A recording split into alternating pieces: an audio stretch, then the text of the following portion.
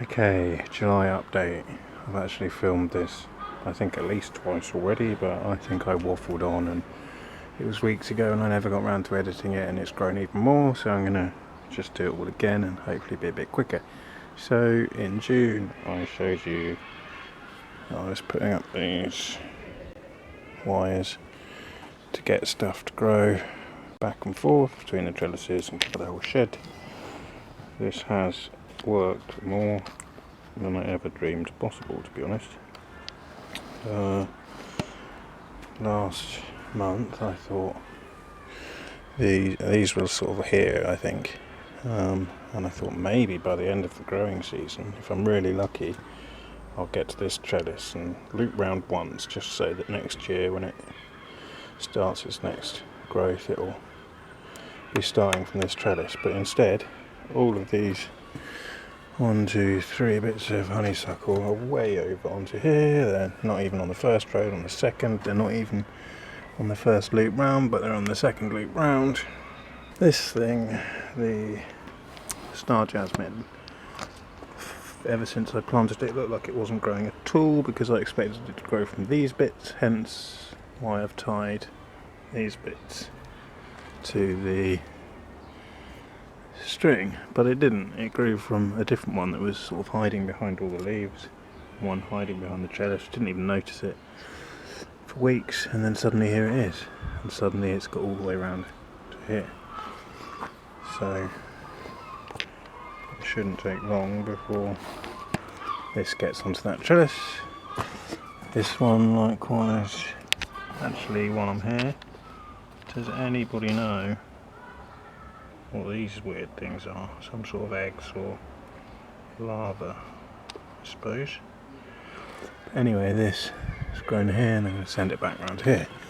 This, meanwhile, clem, has grown all the way over here and very nearly onto the third trellis, never mind the second trellis. And it's also exploded into growth over here. So I've gone from worrying that this clem had been in for 2 years and had barely done anything. Honeysuckle had been in for 2 years and had only grown this bit that we'd seen here and none of all of this. So I go and buy another jasmine to fill it up, and in the last month or so, with all this sun and rain, perfect conditions really for growth, everything is just taken off, and it now feels like this clem and honeysuckle could fill up this space without even needing the jasmine. But I'm sure it'll all work out in the end. The jasmine is not a jasmine, I keep calling it that because I'm lazy. It's a trachelospermum, which isn't technically a jasmine, but it's called a star jasmine informally. Yeah, that's evergreen, whereas these are not. So I'm hoping it'll work out quite nicely and that it'll all be semi covered in leaves, but you'll see quite a bit of breakthrough in the winter, and then in deciduous times it'll all flesh out. This is of course before we even get to the flowers, because as yet the clem and the honeysuckle have never flowered, so I don't even know what colour they are. They both came from cuttings from my parents 2 years ago, so they've been focusing themselves on root growth and that, I would expect. But now that they're up here, they're getting some direct sunlight, so hopefully next year they'll flower, and I'm looking forward to seeing the 3 different kinds of flowering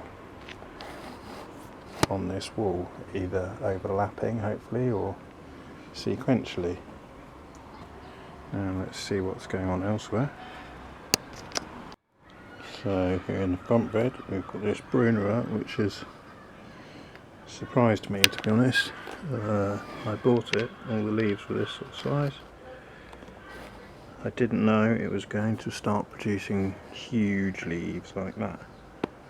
I'm not really that chuffed about it because I thought it looked nicer with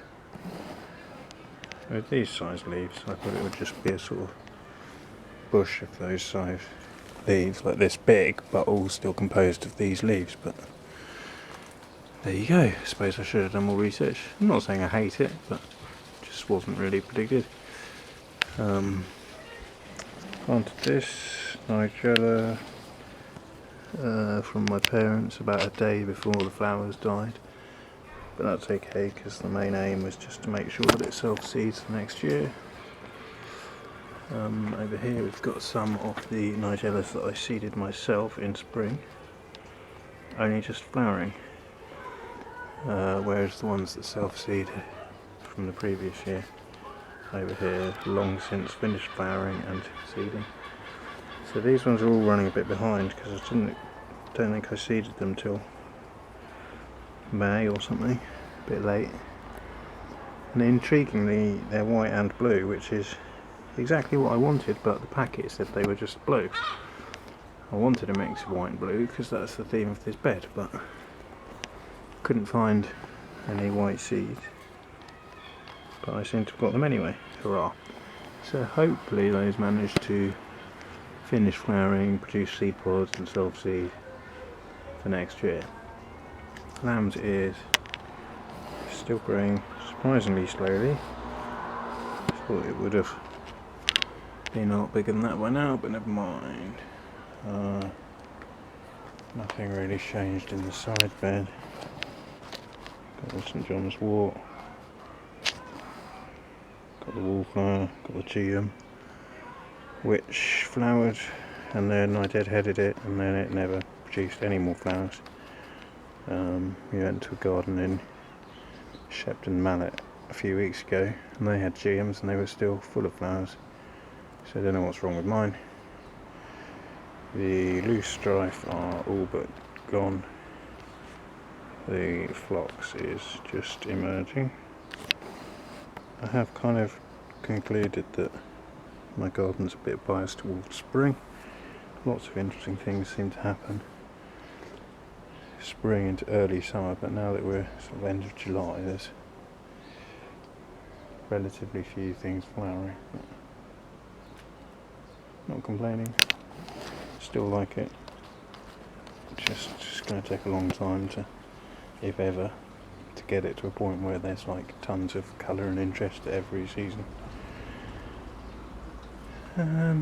Hydrangea around the back. Dead nettle, as you can see, has been absolutely massacred by slugs and snails. Tempted to declare nematode warfare on them. The good news in this bed though is that all of these vigorous and tiarellas are, by the shabby standards that they've set for themselves over the last couple of years, looking rather healthy.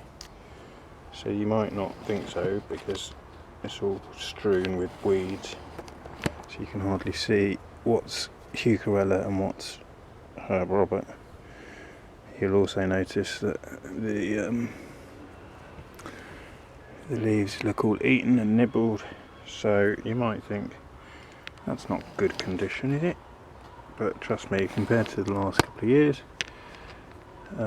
where they've looked more like this one at best, that's a bit of a resurgence. So when I put them in, I found some vine weevils, and I got nematodes for them, and I killed quite a few of the adult ones manually. But they really declined. The leaves were barely visible, and then even the following spring, after the nematode treatment, they didn't really bounce back. So I thought they were just gone, to be honest. This spring they still didn't bounce back, and so I thought they were definitely goners. But then sort of this late spring summer they've had this sort of bounce back. So it's almost annoying because I was sort of on the brink of giving up on them sufficiently to plant something else here, and thus get rid of this enormous amount of Herb Robert and Sweet Violet or whatever it is, weeds that's just filling it up. But now that these are here, I give them another chance. Not sure whether to do another round of nematode treatment this year. I did see one vine weevil on this leaf, about a month ago, but only one.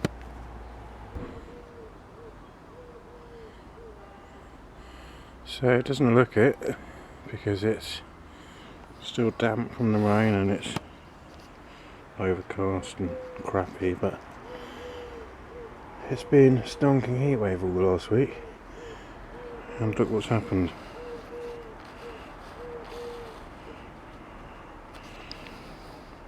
So these big rush looking things 99% of the time just look like this, and if I'm honest, they bloody annoy me because they don't flower, the leaves don't look particularly interesting, and they are quite aggressively spready and invasive. So in the middle of this mess somewhere was a sarcococca which died, possibly because these things helped crowd it out. Over here you can see my dumping pile because I haven't got any green bin service or any composting bin, so that's really my only option. But next to that you can see this hebe, I think it is, again getting very surrounded by these rushes, so I really should be more proactive at chopping them back, but the thing is I chop them back loads here, like every few days, to try and rescue the acanthus that you can now no longer even see because these things just win. They're so spready, and like I said, they don't even flower, so it's annoying. But with the power of like 10 days of 30-degree ridiculous all day sun, one of them has mustered a flower. One of them over here has mustered a flower. That's confirming that they are crocosmia, I think.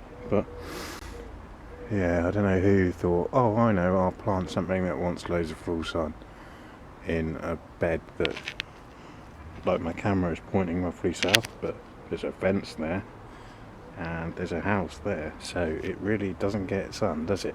So yeah, I wish I could just get rid of them all, even though this flower is kind of nice, or will be nice when it fully flowers. It happens like once every 5 years in a meteorological freak conditions only. It's a bit pointless, but there we are.